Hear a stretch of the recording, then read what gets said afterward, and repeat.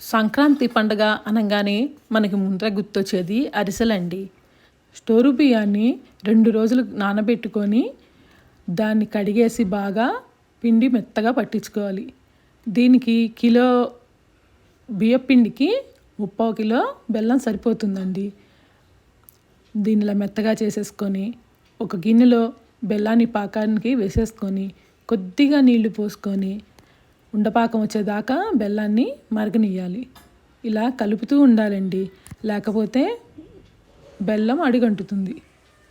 దీంట్లో కొద్దిగా యాలకుల పొడి వేసుకొని ఇలా పాకం వచ్చేదాకా మనం కలుపుతూనే ఉండాలి. నీళ్ళల్లో మనం పాకం వేసుకుంటే ఇలా ఉండలాగా రావాలండి. అప్పుడు బెల్లం పాకం సరిగ్గా వచ్చినట్టు. పొయ్యి ఆపేసుకొని మనం పట్టించుకున్న బియ్యపిండిని వేసుకుంటూ కలుపుకుంటూ మధ్య మధ్యలో కొద్దిగా నెయ్యి వేసుకుంటూ కలుపుకోండి.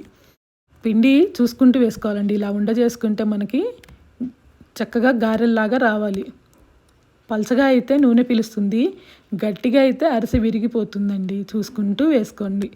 ఇప్పుడు దీంట్లో కొద్దిగా నువ్వులు కూడా వేసుకోండి. బాగా కలిపేసుకొని ఇదిగోండి, చూసారా ఇట్లా ఉండ చక్కగా వచ్చింది, చేతికి అతుక్కోకుండా. ఇప్పుడు దీన్ని పాల కవర్ల మీద అరిసెల్లాగా ఒత్తేసుకొని కావాలనుకున్న వాళ్ళు నేతిలో వేసుకోవచ్చు. నేనైతే నూనెలోనే వేయించుకున్నానండి. నేతిలో వేస్తే అరిసె గట్టిగా అయిపోతుంది. మనం తినాలనుకున్నప్పుడల్లా పెనం మీద కాల్చుకుంటూ ఉండాలి. ఇదిగోండి, ఇలా ఎర్రగా రాగానే తీసుకొని ఒక వెడల్పాటి ప్లేట్ మీద మనం చిల్లుల గిన్నెలు ఉంటే అవి బోర్లించుకొని ఇవి కాలిన అరిసెలను వేసి ఇలా అప్పడాల కర్రతో ఒత్తేస్తే ఎక్సెస్ ఆయిల్ ఉంటే పోతుందండి. అంతే, ఎంతో ఈజీగా సింపుల్గా సంక్రాంతికి అరిసెలు మనం చేసేసుకోవచ్చు.